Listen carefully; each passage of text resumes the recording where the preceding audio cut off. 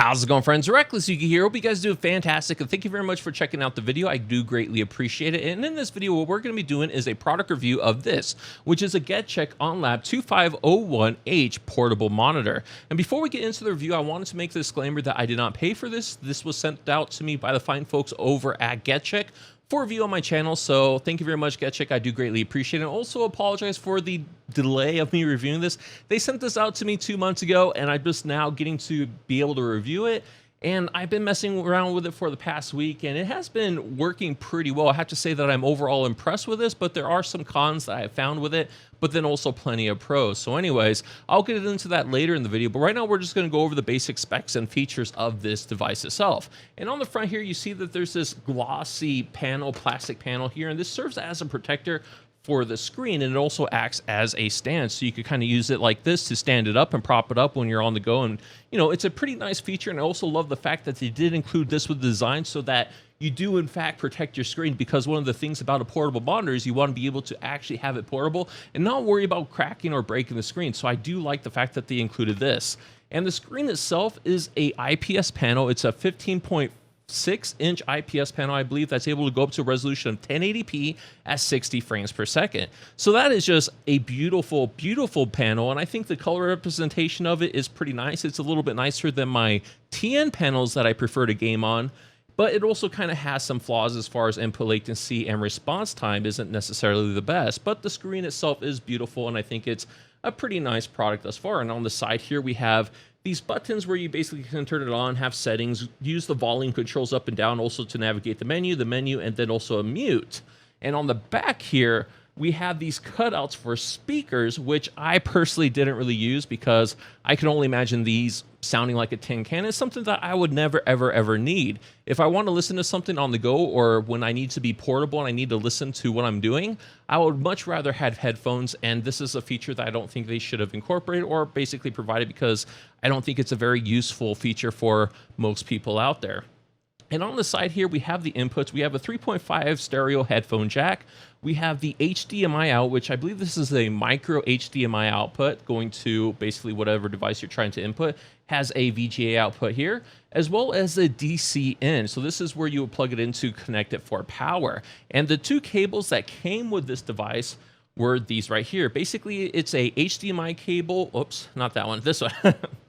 It's an HDMI cable to a micro HDMI. So basically you just plug this into your PC, your PlayStation 4, whatever you have that you need to output a signal, and you just plug it into the device. And as far as power for this device, one of the things I really love about this, and the fact that makes it so portable and would be really ideal for the PC users out there, is that it comes with this for a power adapter, basically a micro USB going to a double USB A type males. And the reason why they have two here on this little conjunction is if you have a USB 3.0 port, a single connector will be able to be enough to power this monitor, which I thought was really, really cool. But if you only have USB 2.0 ports, then they basically have both of these, so you can plug these both into the USB 2s, and then this will provide enough power to basically power the monitor. So it doesn't really require a whole lot of power, and I thought this was one of the coolest things. So if in the future, whenever I build a mini ITX rig to take with me whenever I need to travel or do some sort of an event and also edit a video, something that I don't want a little dinky laptop for, I'd rather have a mini ITX build to actually have some power and ventilation and be able to edit like at least in more of a comfort than I would in the laptop. I will definitely love to use this monitor because it's just so power efficient. It's an IPS screen. It's a pretty neat panel for what it is, for what they gave me. And also with this power cord, it basically comes with this little adapter here. And I guess it has like a little clip here on the end where you could kind of take it to you, or take it with you to different countries that have different prongs. It will all work, supposedly at least. It will work in the US. So that is pretty cool, and that's the basic features of this. And I also went a little bit gushy in there as far as telling you that I was really overall happy with this device. Now, as far as the negatives of this device, we'll have to kind of go in that, and then I'll kind of go back to the positives. The first and most severe negative I have with this device is that the MSRP of it is right now, I think, $385 on Amazon, which is absolutely insane.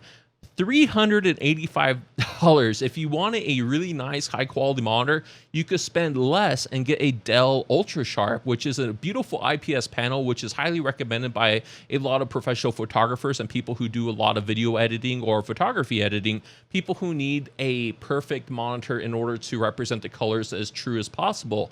But this, for being a little bit smaller at 15.6 inches, is a pretty steep price, but I understand the quality of this and the price of this because it is a portable monitor, and this is one of the only true portable monitors that I've been able to find online as far as things I really like. I think there are some competitors of this out there that I've kind of looked into, but I think GeChic really did a good job of this product. But if you can justify that price, then this is probably something that could be very much worth it. The only other issue I have with it is that the screen, I wish it was a little bit bigger, especially for something this big. I wish they could have, like, you know, I guess like slimmed down on the bezels a bit just to give me a better screen or bigger screen, so that, you know, I think like 17 or maybe even a 19 if they could would be more ideal for a portable monitor. But then I understand that it's going to be a bit larger, but if they could fit a 19-inch screen, I think that would be like super ideal, and that's something that I would really love instead of a 15.6-inch screen. And as far as like some other negatives with this, when GeChic contacted me to do a review of this, they wanted me to do a review of it as a portable gaming monitor. And that's when I kind of, you know, for a portable monitor to take with me on a PC and do casual gaming, I think it's pretty awesome. I think it's a very nice monitor for what it is. But when it comes to a gaming monitor, that kind of puts in a whole different group of stipulations that I don't think this really matched up to. The input latency of this is okay if you're just trying to do a casual gaming, if you're just wanting to be a casual gamer out there.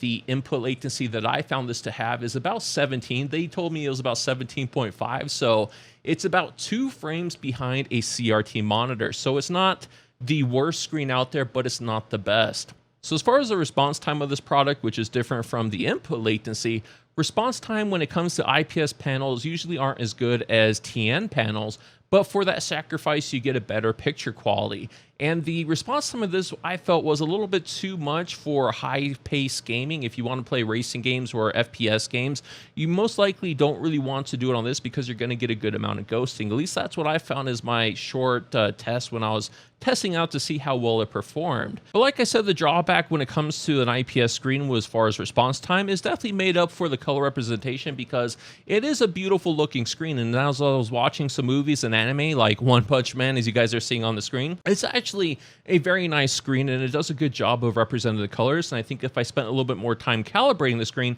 it would be even better. So as far as this being a portable gaming monitor, I think this does a fine job as being a portable gaming monitor, but I think the price of it would turn a lot of people away, as well as the fact that it's not necessarily a competitive screen. I wouldn't use this for any sort of competitive play. And also another drawback of this is the fact that it's at 60 hertz and it's not 144 hertz, which is what I would recommend for a actual FPS gaming monitor. But then again, this is supposed to be more of the portable side, so I assume that most people using this won't necessarily use it for any competitive gameplay, but more or less just use it for casual gameplay, which for the casual niche and being portable as it is, I think it's a very nice product. It's something that I look forward to using as I go out on adventures and basically go out and travel a bit. It's something that I could definitely use, and I probably will use this. I most likely will.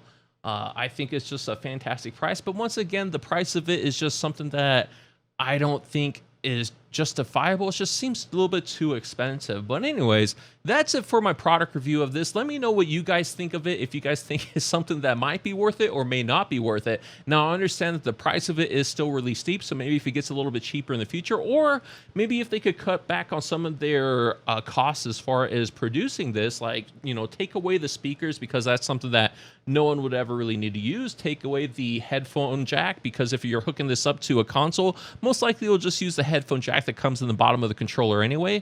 Or if you're using this for a PC, you're most likely going to use the thing that, or the headphone jack out of the PC than the actual monitor. And if you need to make a, like, I guess a more budget-friendly monitor, try to use a TN panel, because I know TN panels are cheaper than IPS, but also it'd be cool if you guys offered a larger screen in the future. So that is something that I would be looking forward to as far as some additions and basically just some corrections as far as unit, as far as some flaws that I see in it. But overall, a pretty badass product. But anyways, once again, let me know what you guys think in the comments below. I'm going to stop babbling on, and I'll talk to you guys again in the next video. All right, bye.